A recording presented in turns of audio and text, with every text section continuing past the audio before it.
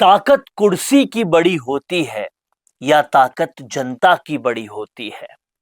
कुर्सी पर हो तो तख्त ताज पलट सकते हैं, या जनता के साथ हो तो सब कुछ बना भी सकते हैं और बिगाड़ भी सकते हैं।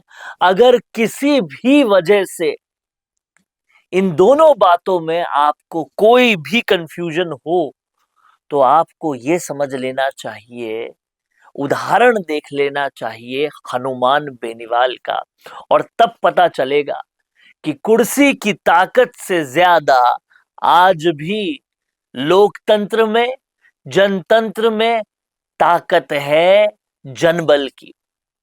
जनता जिसके साथ है उसकी।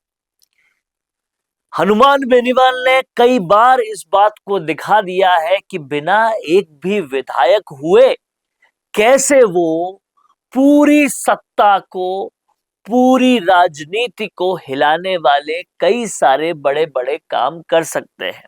और आज इस वीडियो में बात करेंगे कि 2028 में क्यों हनुमान बेनीवाल से बड़े बड़ों को डरना चाहिए।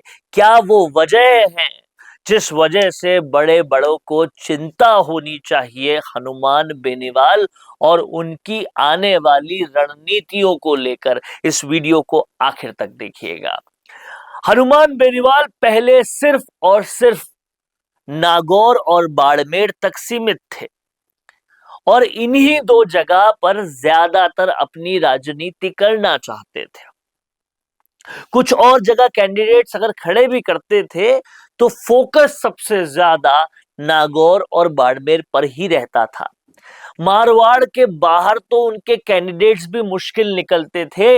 इसीलिए हनुमान बेनीवाल की ब्रांडिंग इस तरह से हो गई थी कि ये तो केवल नागौर बाड़मेर के नेता हैं, नागौर से ज्यादा इनको कुछ मिलना नहीं वाला है।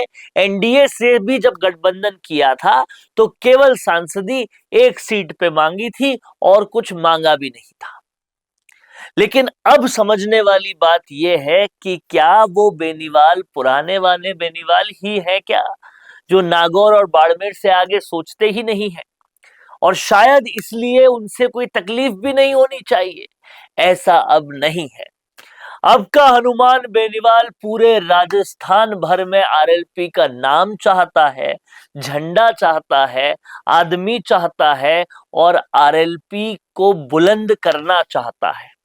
हालांकि ये सब कहते हुए ये भी कहना जरूरी है कि आज भी डर तो लगता है कि कोई उमेदाराम या रेवतराम जैसा ना निकल जाए, लेकिन उस डर के बावजूद भी चलना रुकना बिल्कुल भी जारी रखा हुआ है। अपनी तरह से स्पीड में चलते जा रहे हैं, पूरा राजस्थान कवर करते जा रहे हैं, युवा नेता उतारते जा रहे हैं और बीकानेर हो, हनुमानगढ़ हो, भरतपुर हो, सब तक अपने पंख फैलाते जा रहे हैं।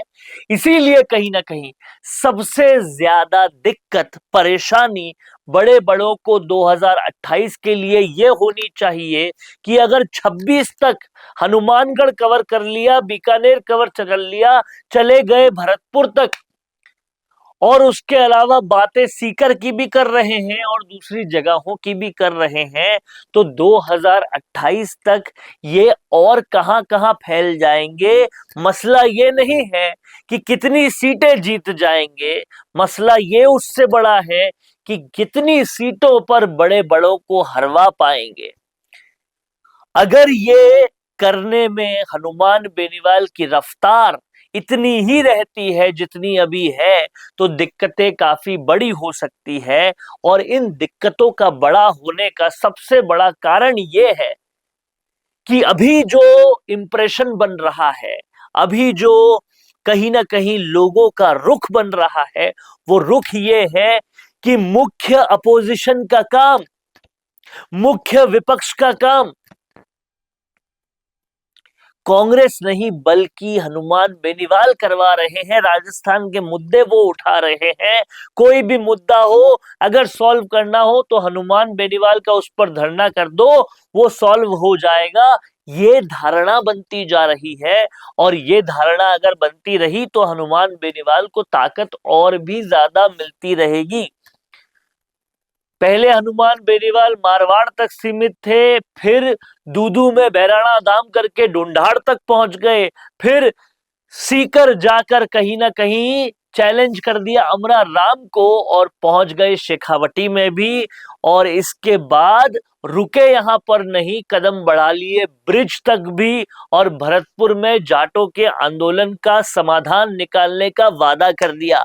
अगर इस तरह से इस रफ्तार में वो आगे बढ़ते रहे, इसके साथ साथ वो हनुमानगढ़ भी चले गए हैं, इस तरह से वो बढ़ते रहे तो फिर उनको रोकना काफी मुश्किल हो जाएगा।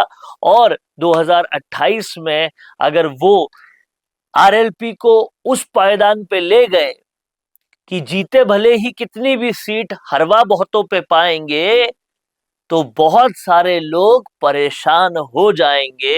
हनुमान बेनीवाल की बढ़ती हुई रफ्तार बहुत सारी पार्टियों के लिए बढ़ता हुआ सरदर्द बन सकती है, और इसीलिए हनुमान बेनीवाल से बड़े बड़ों को डर लग भी रहा है, और डरना चाहिए भी। कहीं ना कहीं हनुमान बेनीवाल ने जो ब्रांडिंग अपनी न्याय देवता के नाम से करनी शुरू कर दी है, अगर उस ब्रांडिंग पे यकीन बढ़ता गया तो यकीन मानिए कि हनुमान बेनीवाल बिगाड़ बहुतों का बहुत कुछ सकते हैं। खुद की सीटें कितनी बना पाए ये दूसरी बात है। हालांकि जनता का, विश्लेषकों का, पॉलिटिकल जानकारों का ये कहना है कि पिछली बार विधानसभा में जो शून्य का आंकड़ा आया वैसा तो आंकड़ा नहीं आएगा, उससे तो ज्यादा ही आएगा, लेकिन बिगाड़ने का आंकड़ा और भी ज्यादा बढ़ सकता है। कई सीटों पर खेल बना बिगाड़ सकते हैं हनुमान बेनीवाल। तो अब देखना ये होगा कि आरएलपी किसके लिए कितना बड़ा सरदर्द बनेगी और 2028 में कहां तक जाएगी। आपका क्या सोचना है, लिख डालिए कमेंट बॉक्स में। देखते रहिए द फैक्ट इंडिया। बेहतरीन पॉडकास्ट सेटअप्स, शानदार चैनल रीच, जबरदस्त सोशल मीडिया प्रेजेंस के साथ द फैक्ट इंडिया के जरिए बढ़ाइए अपना व्यापार। न्यूज वीडियोस में एल बेंट हो या फिर हर न्यूज की शुरुआत में हो आपके एड्स, फेसबुक पर आपके बिजनेस प्रमोशन वीडियोस और ग्राफिक्स हो, या फिर इंस्टाग्राम पर कोलैबोरेशन के साथ रील्स, सब कुछ मिलेगा आपको द फैक्ट इंडिया पर। तो आज ही डीएम करें इंस्टाग्राम पर, व्हाट्सएप के नंबरों पर मैसेज करें और अपने व्यापार को दें ऑर्गेनिक प्रमोशंस की ताकत, सिर्फ द फैक्ट इंडिया न्यूज के साथ।